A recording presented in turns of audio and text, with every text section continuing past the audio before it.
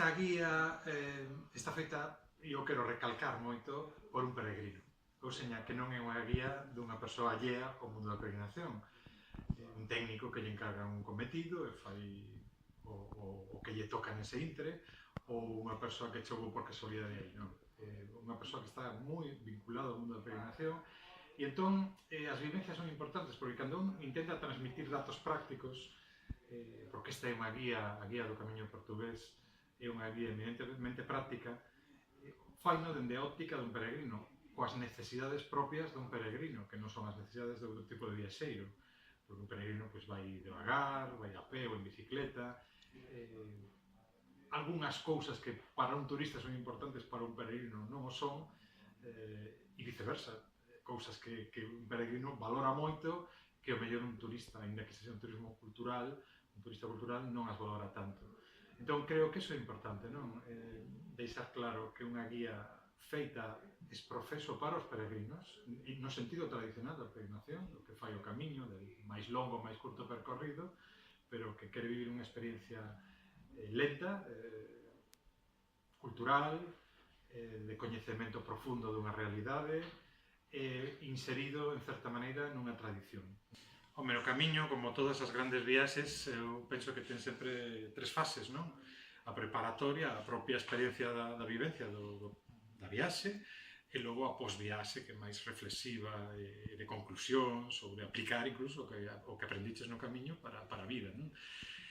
No caso do camiño, isto é importante, non? As persoas, antes de facer o camiño, eu creo que deberían valorar algunhas cousas importantes que diferencian o Camiño de Santiago de calquera outra viaxe que poida ser pois, máis de carácter turístico, máis de carácter cultural ou incluso de itinerarios pola natureza, pero o Camiño de Santiago ten unha impronta diversa, porque é un itinerario histórico, un itinerario cultural, pero tamén un itinerario sagrado, con moitos séculos de historia.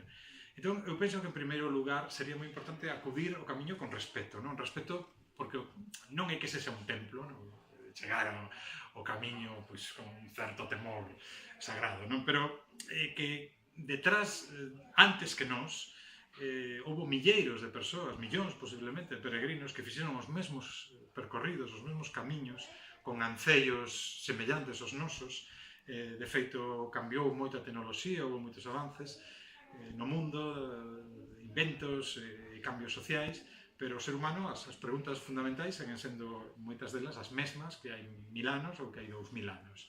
Entón, sentir esa presencia dos que viñeron antes que a nós, non?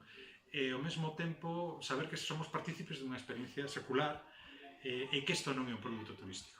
É o que máis me gusta sempre dicir, non? Isto é unha experiencia vivencial, tradicional, no sentido de que hai unha pegada forte antes construída ao redor do itinerario, con lendas, con historias, con devocións, e sobre todo chegar con respeto e con espírito aberto, sen presuizos, porque sobre todo ás veces os presuizos estropean as viaxes.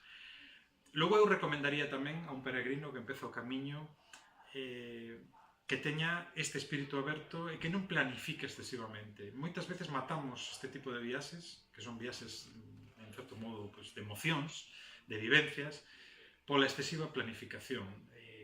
O medo, ao fondo estamos falando do medo, do temor, non un medo a que nos rouben ou ter un asalto, como pasaba en outros tempos, pero si un medo mellor, pois, ou non ter un día onde dormir, ou non ter garantidas certas comodidades. O espírito de aventura é moi importante no Camiño de Santiago. E logo planificar pode matar, por exemplo, relacións con outros peregrinos que coñecemos, que nos caen simpáticos, pero temos toda a reserva feita durante todo o mes, ou a semana, ou o período que sexa, xa non podemos sair de aí. Entón, non ser rígidos, ser flexibles, adaptarnos ás circunstancias, porque, como din moitas veces os peregrinos con experiencia, o camiño nos vai explicando en cada momento o que temos que facer, e el nos vai dicindo, mira, hoxe camiña máis, mañán camiña menos, hoxe quédate aquí porque vas ter unha experiencia estupenda, estás percibindo xa. E en último lugar, algo que eu sempre recomendo a todos os peregrinos tamén, que vayamos coa idea de aprender. E aprender en todos os sentidos posibles. Se pode aprender da historia, das lendas, das tradicións, se pode aprender dos outros peregrinos que nos van a acompañar, imos coñecer xente, faremos amistades, sen dúbida, doutros países, falaremos outras linguas, melloraremos as que practicamos, ás veces non dominamos, pero sobre todo aprenderemos, eu creo que de dúas partes moi importantes, da xente que vive ao pé do camiño, sobre todo dos que nos acollen, nos albergues, que será un espazo de convivencia cotián, no que intercambiaremos experiencias, no que nos darán información, no que nos explicarán moitas cousas que non sabemos do camiño, dos lugares polos que pasamos, e logo que aprendamos tamén de nos mesmos. Ás veces, moita xente no camiño descubre cousas de si mesmo que non coñecía. En primeiro lugar, a capacidade de resistencia, que pensamos que non somos quen de facer un itinerario longo e ao final somos moito máis fortes do que pensamos. En segundo lugar, de que somos capaces de prescindir de moitas cousas que nos parecían imprescindibles ou esenciais na vida e no camiño disfrutas de cousas tan sinxelas como un solpor, como unha comida cos amigos, como pararte a ver un campo con flores ou falar con unha persoa que está atendendo unhas vacas, cousas gratuitas, de balde, simplemente están aí e moitas veces non as valoramos. Entón, é unha maneira de crecer e isto penso que é a fase superior do aproveitamento do camiño. Non todos faremos sempre así o camiño, pero sería o máximo zume que lle poderíamos sacar o itinerario, non? Vivilo así intensamente, con paixón e con emoción, como facían os viaxeiros de antano, que saían da casa e ás veces demoraban un ano en volver a casa e estaban aprendendo. Ben, neste camiño hai peregrinos de moitos países, pero lóxicamente esta guía está destinada en primeiro lugar aos peregrinos portugueses e tamén os peregrinos galegos e os españois.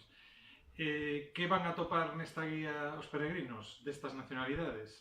Pois van a topar en primeiro lugar comunidade, porque en todo momento procuramos reflectir eses vínculos históricos que existen entre Galicia e Portugal, que o camiño é un vínculo máis de unión entre os dous territorios ao longo da historia, ademais, porque é un camiño físico sobre o territorio norte-sur, neste caso de dirección sur-norte, pero que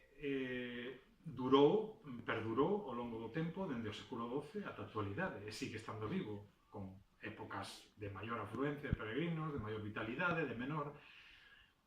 En todo intre desexamos que os peregrinos portugueses recoñezan a Galicia como un espacio cultural irmán, como un territorio que forma parte da súa nacionalidade, da súa orixe, do seu país, e que o camiño que chega a Compostela foi unha experiencia vivida cando aínda Portugal non era un reino e hoxe en día, que se sigue vivindo do mesmo xeito que hai 1000 anos, que sirva para esa fraternidade, acrecentala, a base dun coñecemento maior, evidentemente, porque facendo o camiño se van a vivir moitas experiencias, se van a coñecer moitos lugares, se van a intercambiar impresións con outras persoas, se vai coñecer a vida en Galicia, se vai descubrir Galicia e se vai descubrir tamén para moitos o seu propio país, porque non é o mesmo viaxar en carro, viaxar en coche, que viaxar a pé.